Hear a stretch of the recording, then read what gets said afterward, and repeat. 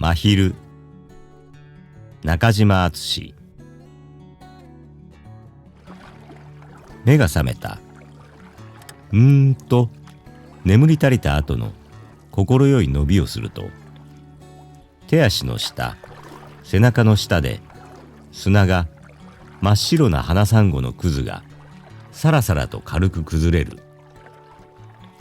渚から2軒と隔たらないところ、大きな玉名樹の茂みの下、濃い那須色の影の中で私は昼寝をしていたのである。頭上の枝葉はぎっしりと混んでいて、木漏れ日もほとんど落ちてこない。起き上がって沖を見たとき、サバ色の水を切って走る朱の三角穂の鮮やかさが私の目をはっきりと覚めさせた。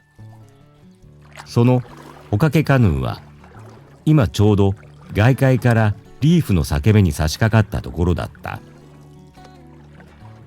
日差しの具合から見れば時刻は昼を少し回ったところであろう。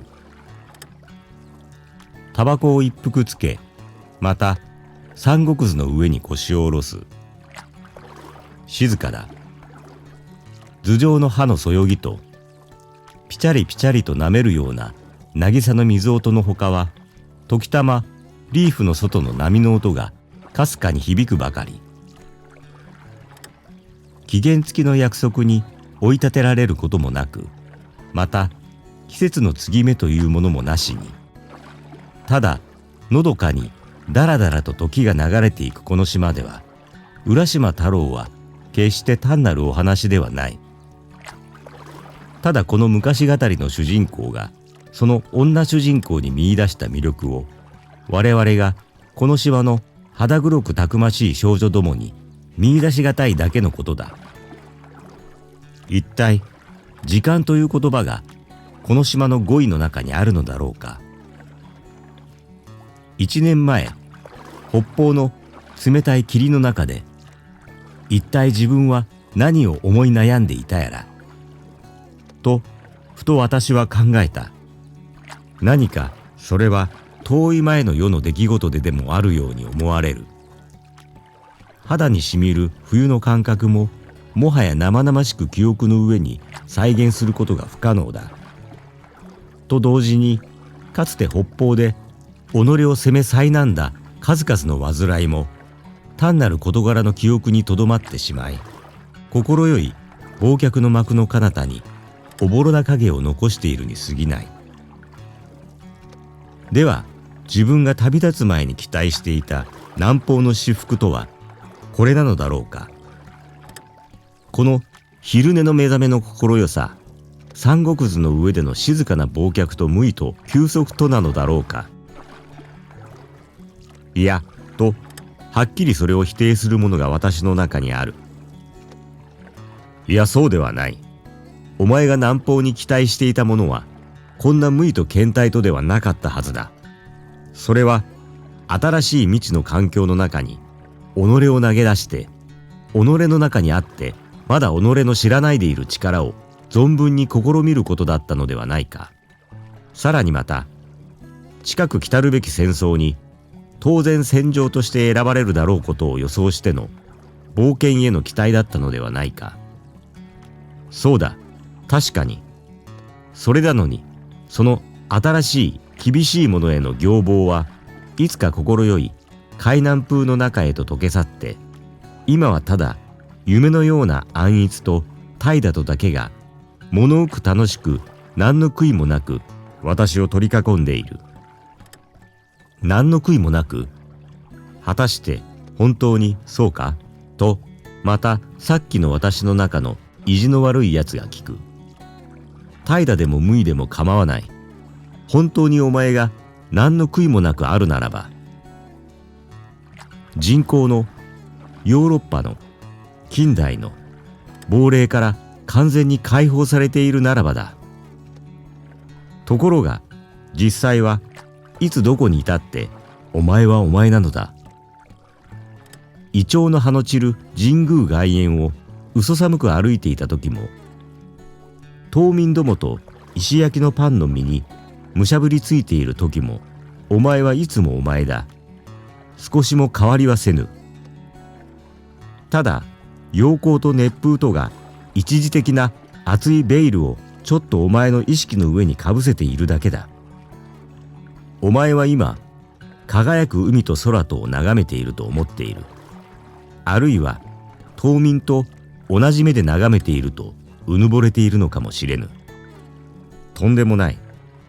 お前は実は海も空も見ておりはせぬのだ。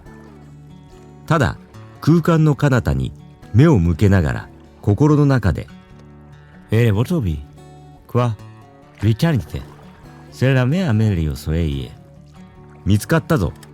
何が？永遠が、人溶け合った海原がと呪文のように繰り返しているだけなのだ。お前は冬眠をも見ておりはせぬ。ゴーガンの複製を見ておるだけだ。ミクロネシアを見ておるのでもない。ロティとメルビルの描いたポリネシアの色あせた再現を見ておるに過ぎぬのだ。そんな青ざめた殻をくっつけている目で何が永遠だ。哀れなやつめ。いや、気をつけろよ。ともう一つの別な声がする。未開は決して健康ではないぞ。怠惰が健康でないように、誤った文明逃避ほど危険なものはない。そうだ。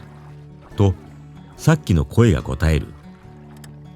確かに未開は健康ではない。少なくとも現代では。しかし、それでもお前の文明よりはまだしもはつらつとしていはしないか。いや、だいたい健康不健康は文明未開ということと関わりなきものだ。現実を恐れる者は借り物でない。己の目ではっきり見る者はいつどのような環境にいても健康なのだ。ところがお前の中にいる古代シナの遺冠をつけたイカサマ君子やボルテール面をしたずるそうな道化ときたらどうだ。先生たち、今こそ南洋の初期に酔っ払ってよろめいているらしいが、冷めている時の惨めさを思えばまだしも酔っている時の方がましのようだな。見慣れぬ殻をかぶったちっぽけなヤドカリが三つ四つ私の足元近くまでやってきたが、人の気配を感じて立ち止まり、ちょっと様子をうかがってから慌ててまた逃げていった。村は今昼寝の時刻らしい。誰一人浜を通らぬ。海も少なくともリーフの内側の水だけはとろりと翡翠色にまどろんでいるようだ。時々きらりと眩しく日を照り返すだけで、たまにボラらしいのが水の上に跳ねるのを見れば魚類だけは目覚めているらしい。明るい静かな華やかな海と空だ。今この海のどこかで半身を生ぬるい水の上に乗り出したトリートンが流々と貝殻を吹いている。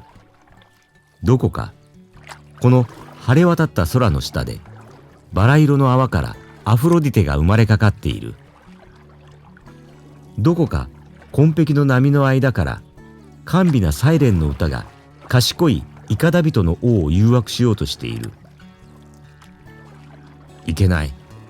またしても亡霊だ。文学、それもヨーロッパ文学とやらいうものの青ざめた幽霊だ。舌打ちをしながら私は立ち上がる。ほろ苦いものがしばらくの間心の隅に残っている。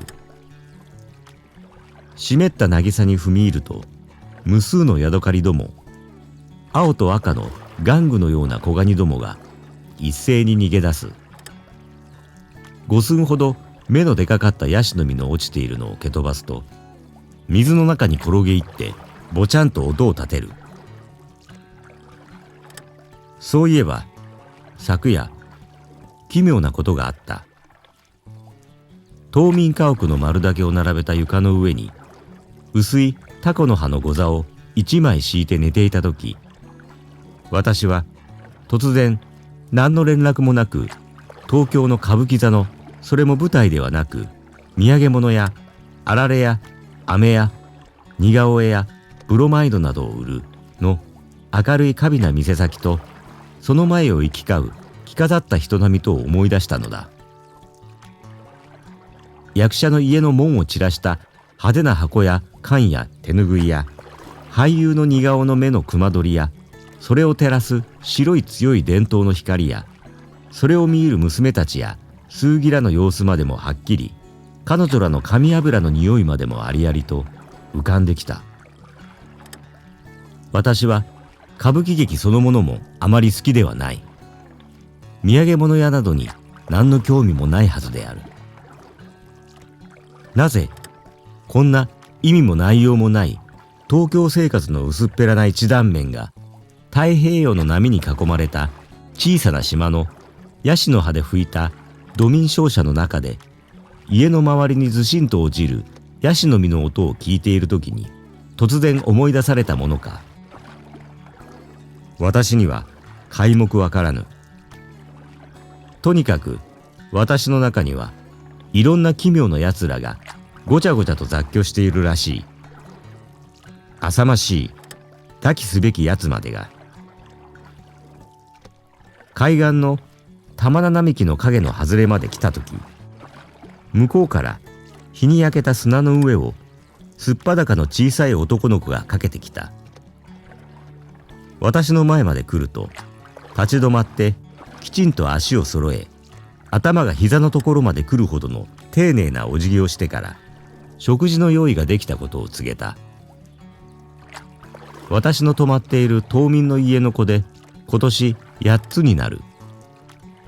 痩せた目の大きい腹ばかり出たフランペシアだらけの子である。何かごちそうができたかと聞けば、兄がさっきカムドゥックル魚をついてきたから日本流の刺身に作ったという。